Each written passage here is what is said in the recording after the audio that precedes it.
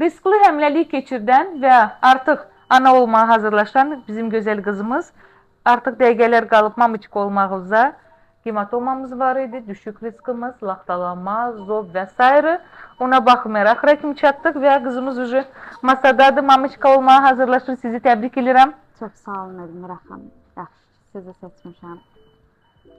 Sağ olun. Başlayaq.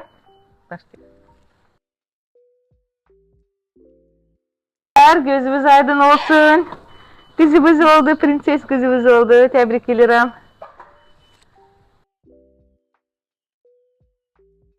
İrem xanım qəşəng bir qızımız dünyaya gəlir.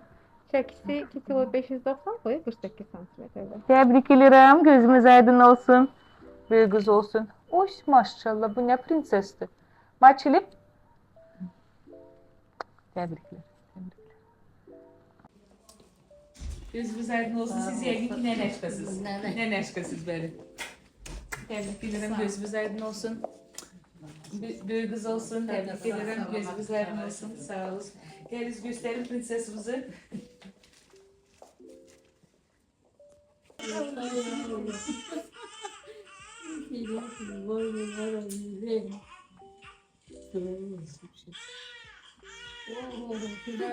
Aman hayasızdır. Ben ikisi değil ağlayanlar. Bence papasıdır. Kopya papasıdır. Bakan kimi? Kopya papasıdır. Nenesi. Ben nəticəm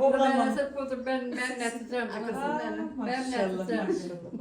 Bir papasıdır. 2 kilo 600, boyu da 48. Bence papasıdır. Papasıdır. Allah. Mamasıyla da çektik. Şirin kızdı, güzel kızdı. Sarı yarısı olacaq. Sarıdan, babasına okşayır. Təbrik edirəm. Allah canınızı sağ olsun. Təbrik edirəm. Sağ ol, çox sağ ol.